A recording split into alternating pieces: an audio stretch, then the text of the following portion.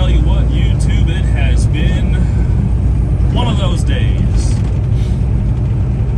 Death sensors and air leaks and shop bills. Oh my. Oh, this is perhaps the worst part about being an owner-operator.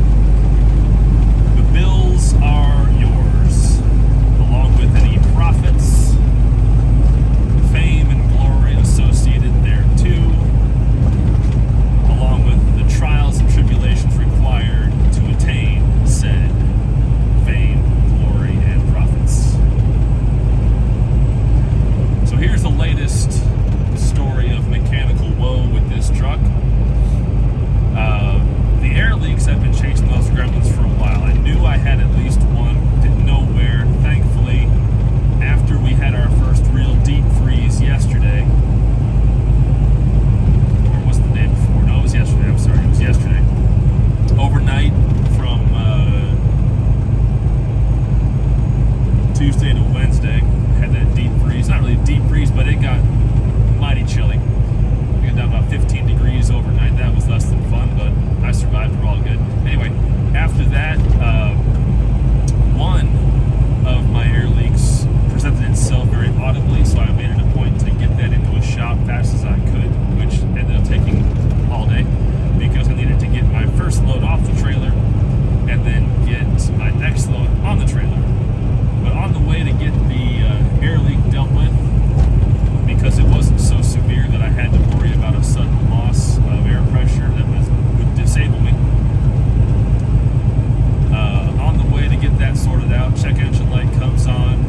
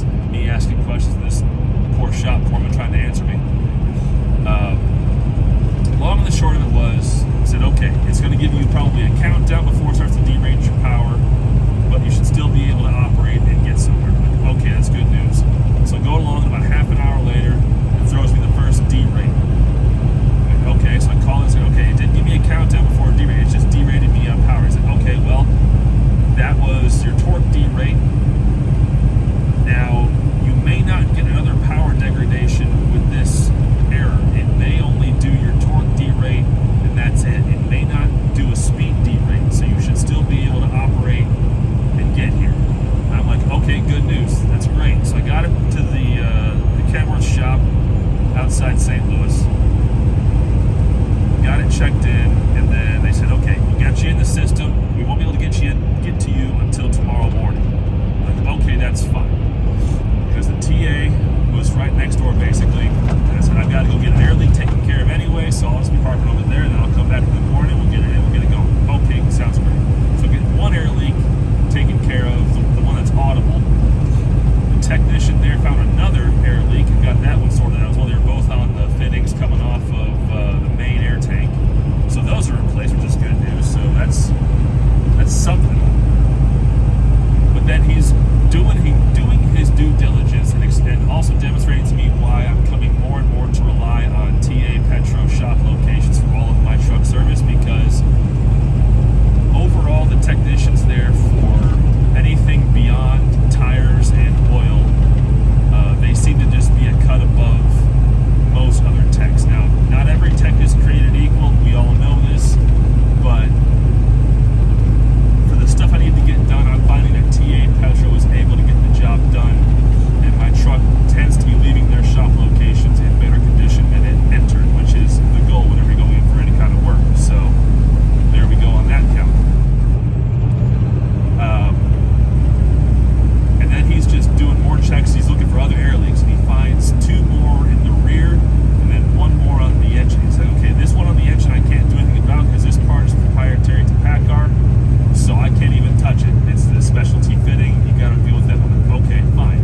But he told me you've got a fitting on your right rear airbag that I can see you just had recently replaced. That fitting is going bad. That needs to be replaced. And your leveling valve is shot. I'm like, okay, well, the leveling valve I was warned about by a camera shop when I called and asking about, where I should be looking for air leaks. And so it's good to know that one is leaking. I can get that one done tomorrow over at the truck shop. I'm going to be dealing with the depth sensor problem. It's like, yeah, they'll take care of it. Because otherwise, if we had the kit, we would, but they don't stock them in an aftermarket capacity. And by that point, it was pretty much midnight, and the Kenworth parts counter was closed, well, for good reason. So I just buttoned it up, and that was that. All right. He also told me, well, I'd replace this fitting for you as well, except that I just used the last one of this type a few hours ago, so I can't even try to help you there. Well, stuff happens. So that's a low-ish priority I'm going to get dealt with probably in the next couple of days here to get this load off my trailer. Get into a shop somewhere, get that fitting replaced, just, in and out, easy peasy, at least I hope. And then go along from there. So that'll be good. But yeah, it's just the shop bills add up. Thankfully, the depth sensor got taken care of. It wasn't the harness, it was the depth sensor, because on the 2017, 2018 Kenworths, the foreman wasn't too sure where the model cutoff was, but in certain older T680s, there is one type of depth sensor. In other types of T680s, there is another type of depth sensor. And the one that I've got in this truck is the three-part harmony. It's level, temperature, and quality, all into one. And he was telling me this evening, he's like, yeah, when we see these codes, if we see a code for level or quality, or if we see for quality and level, or some combination of quality, level, and temperature, we know it's this one particular sensor, and we just got to replace it. Like, oh yeah, that's fair enough. The trouble is, that job is not cheap. You would think that kind of sensor replacement would be, in and out, no problem. But of course, because of the way they designed and built these trucks, what has to happen is, if you've got a fairing covering your def tank, that fairing has to come off. And apparently they have to disconnect and wheel out the def tank so they can replace the sensor properly. So it's a whole lot of labor that has to happen for that thing to get sorted out. It's about a $900 job, sensor and labor included, depending on which shop location you get to. That's just the suck of it. Couple that with me adding on the level sensor, the leveling valve, just to get one air leak at least taken care of, one more of them, give me one less to deal with later. It was not a fun bill to pay, but the work had to get done anyway, and I figured let's just do 2 birds with 1 stone here, and I'll take care of the other 2 birds with different stones at another time. Let's just get through what I can get through, because I need to make sure I've got budget to pay the fuel bill coming up here. Ugh, never rains but it pours sometimes.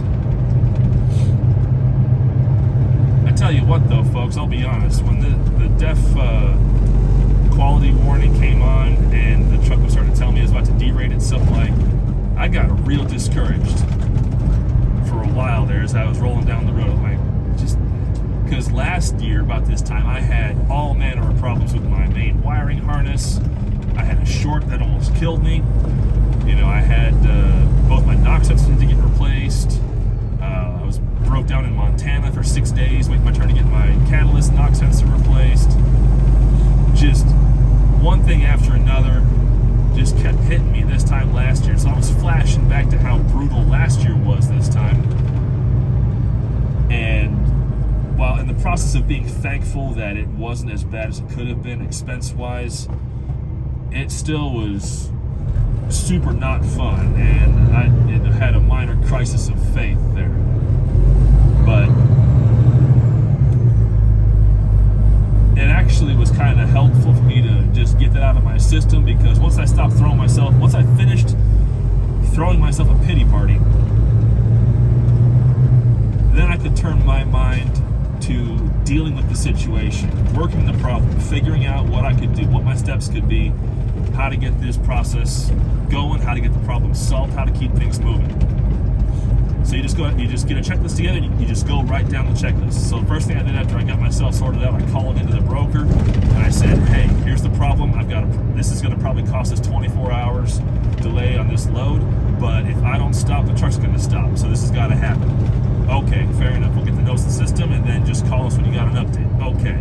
So I called them again this morning, told them what was going on. They said, hey, look, After Hours didn't leave any notes here, but thank you very much for communicating, because not every truck or owner-operator does that, so we really appreciate it.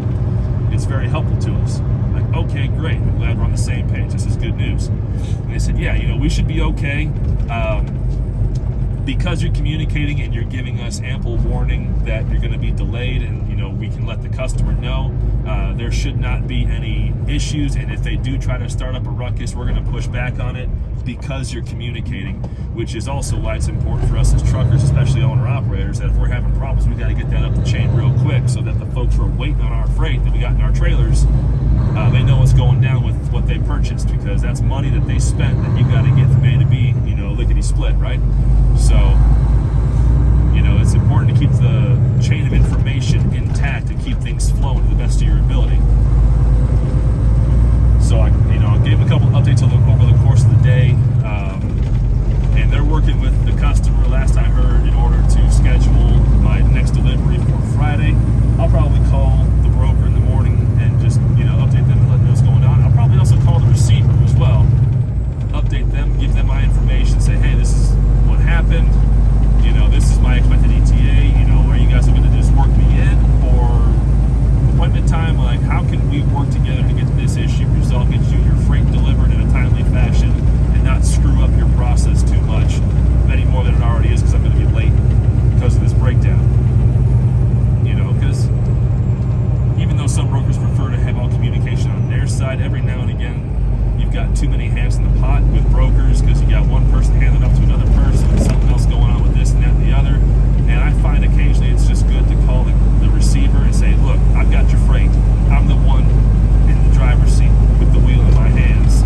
This is the news. This is where I'm at. This is what's happening.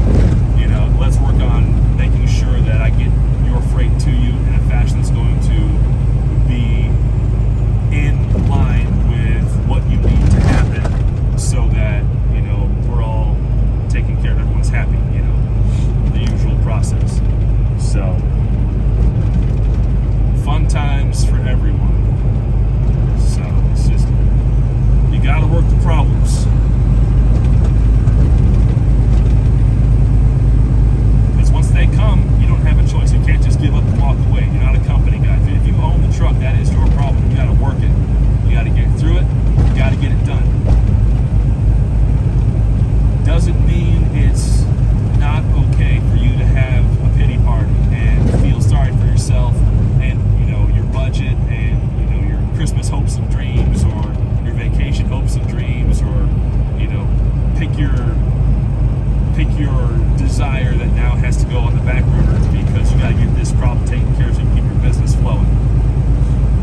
these things will happen. Stuff will come against you in a fashion that isn't even anything to do with karma or cosmic whatever, or the devil, or whatever your belief system actually ends up being, or however you think the world works. Stuff breaks, stuff wears out, and when you've got almost 700,000 miles on a semi-truck, more stuff than not is going to start wearing out and needing to get replaced, because the truck has reached a point in its life cycle where the lifespan of a lot of parts, a lot of sensors, they've reached their maximum, and they give out. Stuff happens, they break. So you gotta work the problem. You gotta work the problem.